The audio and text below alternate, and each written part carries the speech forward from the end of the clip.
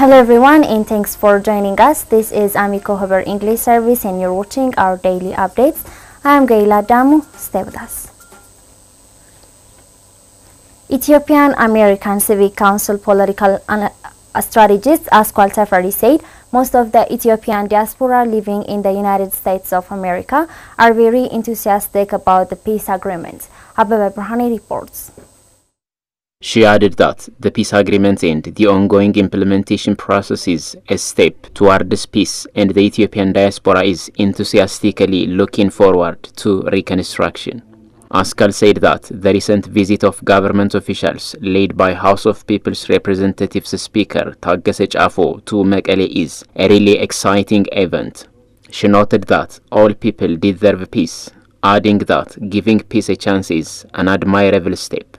According to Askwal, since war has a cascading and long-lasting effect on a country, most Ethiopian diaspora in the US want to galvanize support for the peace agreement and its implementation. I think the diaspora is really enthusiastic about the peace agreement, where we want peace.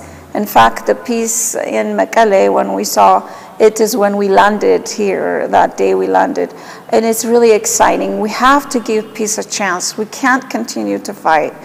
The resources that are wasted, the amount of people that died, the young generation is the future generation of Ethiopia. They can't just die. It has cascading, long-lasting effect. Now that there is peace, we can look forward to reconstruction. She said that there are countries that have become successful in bringing peace and reconciliation, South Africa being one, adding that Ethiopians can mimic their success using their own culture. Askwal pointed out that the Ethiopian diaspora has played a very effective job during the war, adding that the Ethiopian diaspora is also now engaging itself in supporting the rehabilitation of war-torn places. She stressed that the peace agreement will lend itself to more support from the diaspora. I do believe the diaspora will be galvanizing now to support in the reconstruction effort. According to the political strategist, the Ethiopian diaspora is very smart, strategic and highly organized. She said that the improvement in the US-Ethiopia relation is a good thing. However, after the peace process and its implementation, the government needs to revamp its communication strategy. The Washington visit with the Prime Minister was very successful in my view. And I think the Prime Minister won that by that trip, meaning that they were sitting around on the couch and watching a soccer game, that those pictures told great story of peace and prosperity to come to Ethiopia from the United States government. So that's very successful. We need a very good, solid communication strategy with the United States. Strengthening our relationship with the United States is key. I really do believe communication is part of it. We need to have communication as to what we're doing. Let the world know the good things we're doing in Mekele. For example, the delivery of the medicine, let that be broadcasted everywhere internationally, even if you have to pay for some commercial airtime with CNN, let that be shown. That's a good strategy of communication. Defense Minister Abraham Belai said that scholars have to maximize their role as ideological and moral leaders in order to strengthen Ethiopia's sovereignty in all spheres. Brown Workana has the details. The remark was made Saturday at the National Consultative Forum under the theme Role of Scholars in Nation Building at Ambo University. Speaking on the occasion, Defense Minister and Chairman of Ambo University Management Board said the main purpose of the forum is to urge scholars to strengthen their good deeds in realizing a prosperous Ethiopia. Noting that Ethiopia has been registering many achievements since it embarked on the far-reaching reform, the minister underlined that active participation of scholars is decisive in making the country emerge victoriously.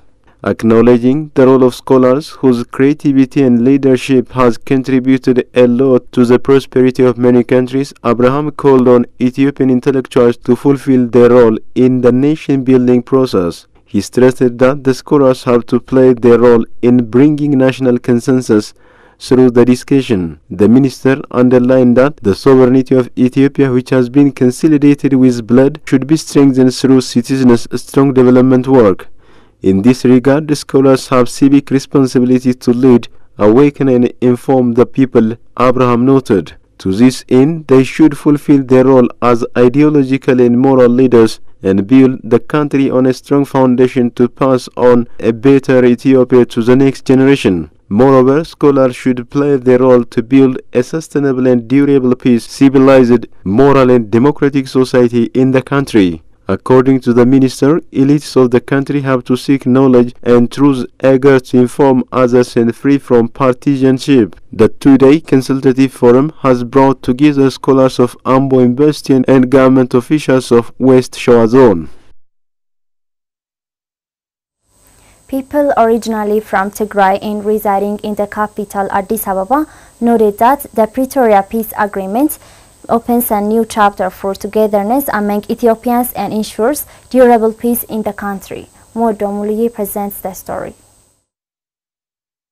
People originally from Tigray region discussed on the signed agreement under the theme Peace Agreement for Our Togetherness and Durable Peace. Participants of the discussion expressed joy and appreciated the government for its commitment to ending the 2-year-long war through a peaceful mechanism. The peace agreement has averted the death of lives and destruction of property, they said, adding that the agreement has opened a new chapter for a durable peace in the country. They also commended the practical commitment being demonstrated by the government to resume basic services after the peace agreement. Noting that preceding government systems that existed in various eras had both good and bad histories, they said past histories should be taken as foundations to draw lessons instead of becoming cause for conflict. They urged that everyone should stand firm in implementing the agreement to bear the peace dividend. Moreover, they called on religious leaders to discharge their responsibility of teaching the youth become peace advocates. State Minister of Peace Taye Denda said on the occasion that Ethiopians have been resolving their problems peacefully by preventing conflicts through consultations. In this regard, the State Minister pointed out that the peace agreement signed in South Africa has opened a new chapter in Ethiopia's history in terms of resolving conflicts in a peaceful manner. He added the peace agreement is historic and everyone should play its part to benefit from the peace dividend. The conflict has inflicted various damages, he said, adding the agreement has sparkled hope for a brighter future of the country. Following the peace agreement, the delivery of humanitarian aid has been intensified in war-affected areas in addition to the restoration of various basic services including electric supply, telecom, air transport and banking, among others. Deputy Prime Minister and Minister of Foreign Affairs AMECO said that it is necessary to work together to make the health insurance program more accessible and provide health services for all. Brahanu Warkana has the details. Ethiopian Health Insurance Service National Council of Community Health Insurance has officially launched the 10th anniversary of Health Insurance Implementation Program. The Deputy Premier said the government has been working to improve the living and health conditions of citizens and extricate them out of poverty by formulating many strategies. He added the community-wide health service program ensures access to essential health services that embrace the majority of farmers. Citing implementation of health insurance system in other countries, AMECO pointed out health insurance is important to build a community endowed with fairness and loves the country. According to the Deputy Premier, the achievement made so far in making the community benefit from health services by implementing the health insurance program in 10 years is encouraging. AMECO stressed that more effort should be exerted to make universal health insurance service accessible. Health Minister Leah Taddese noted on her part, health insurance coverage plays a key role in making health services accessible. The service has been implemented in all regions and city administrations in 894 wardas and benefited 45 million citizens.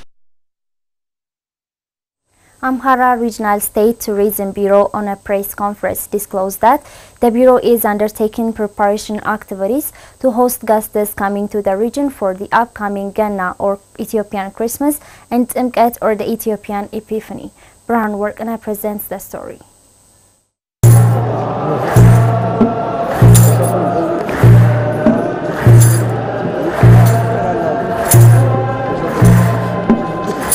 Amhara Regional State Culture and Tourism Bureau held a press conference about the activities being underway for the upcoming public and religious festivals in the region. The Bureau has completed its preparedness to celebrate public and religious festivals in the region. In its press conference, Head of Culture and Tourism Bureau Tahir Mohammed said, even though COVID-19 pandemic and the war in northern Ethiopia has affected the sector, the Bureau is diligently working to attract domestic and foreign tourists into the region. Tahir also said January is the month where many public and religious festivals are celebrated across the region. Timket in Gondar, Irambuti in North Shore, St. Mercurius Festival in South Gondar, Awi Cavalry festivity in Injbara and Gion Festival in Sekala Woreda are among others. They are ready to celebrate Timket in Gondar, Irambuti in North Shore, Awi Cavalry in Injbara, St. Mercurius Festival in Devle Tabor, Gion Festival in Sekala, colorfully coordinating with local administrators. Local administration According to Tahir, the Bureau has discussed with service providers, stakeholders, security bodies and tour guide associations to celebrate the festival peacefully.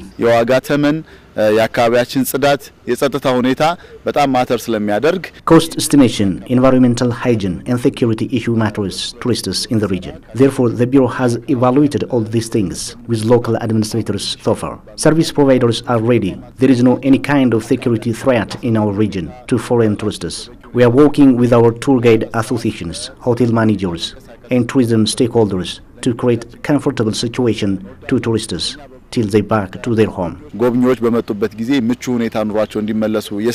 Tahir further stated that in order to elongate the stay of tourists in the region, the Bureau has organized a tourism package that will go together with the festival-like beauty contest to select Miss Amhara to be represented as tourism ambassador of the region. In addition to this, Culture and Tourism Bureau, in collaboration with Gondar City Administration, proposed to organize Azmari Festival, which will entertain the tourists during their stay in Gondar City.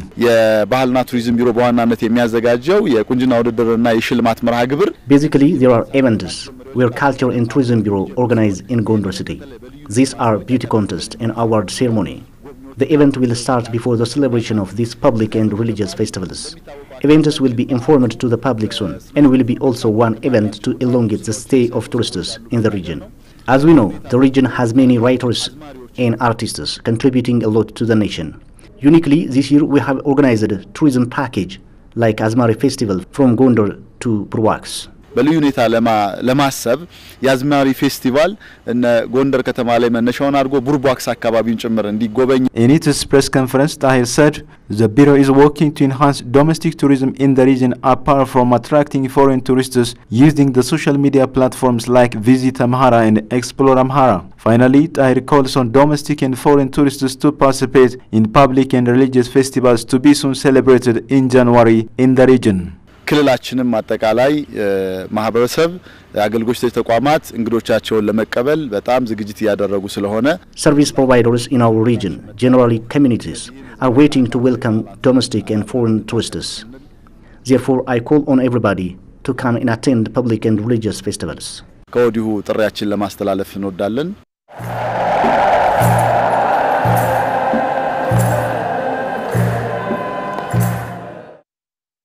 Chinese Economic Counselor Yang Yi said Chinese investors in Ethiopia will continue meeting their social responsibilities. Mo Domulie tells us more. He made the remark at a handing over ceremony of 15 renovated houses for low-income elders in Addis Ababa. Speaking on the occasion, the councillor said more Chinese investors in Ethiopia will continue discharging their social responsibilities from next year to benefit the communities. For this program, 3 Chinese companies have been involved, and they hope they could promote more Chinese companies to be involved next year. Ethiopian Investment Commissioner Lalisi Nami said the Chinese embassy in Addis Ababa has been doing great job in mobilizing Chinese investors in Ethiopia to engage in investments and discharge their social responsibilities. She added there is a plan in the Commission and a direction from the embassy to include all the Chinese investors to engage in similar social responsibilities. The commissioner said Chinese companies are among the top investors in different sectors with big capital in Ethiopia, and it is exemplary to see them discharging their social responsibility. Chinese companies are contributing the top portion in the increasing foreign direct investment in Ethiopia.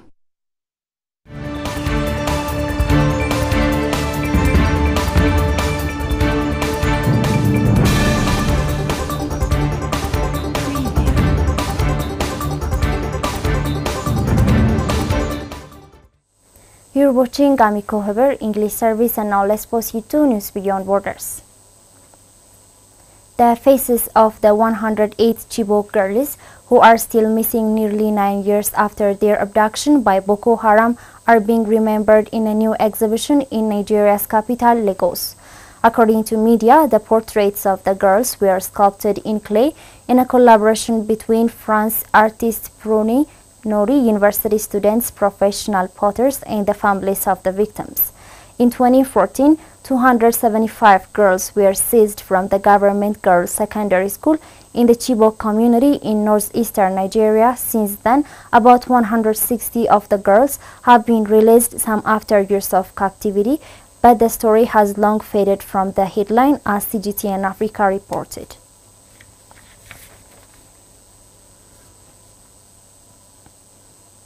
A local hospital in northern Ghana told 29-year-old Suleiman Abdul Samit during one of his recent checkups that he had reached the height of 2.89 meters.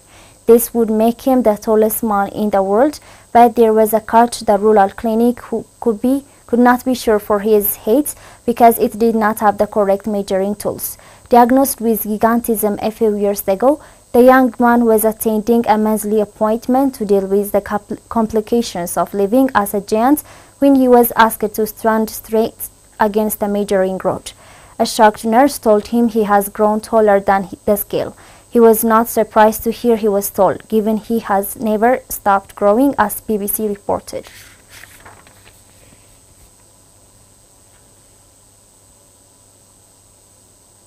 Guard of Coast of Libya said a vessel carrying at least 700 migrants was intercepted off the eastern coast of Libya. It was one of the largest interceptions in recent months of migrants seeking a better life in Europe through the northern African country. Brahanu Yismail presents CGTN Africa reports. The Coast Guard said the boat was stopped Friday off the Mediterranean town of Mura, 90 kilometers west of the eastern city of Benghazi. It said in a statement that the migrants hail from different nations and that those who illegally entered Libya would be handed over to their home countries. The statement did not provide further details. The Coast Guard posted images on Facebook showing a large overcrowded vessel with most of those on board appearing to be young people. It was one of the largest interceptions in recent months of migrants sailing to Europe, a destination for thousands fleeing conflict and poverty in the Middle East and Africa. Libya has in recent years emerged as the dominant transit point for migrants seeking a better quality of life in Europe. The International Organization for Migration has reported 1,522 dead or missing migrants in the Mediterranean this year. Overall, the IOM says 24,871 migrants have died or gone missing in the Mediterranean since 2014, with the real number believed to be even higher given the number of shipwrecks that never get reported. This is AMECO Haber English service, and now let's take a look at the foreign exchange rate.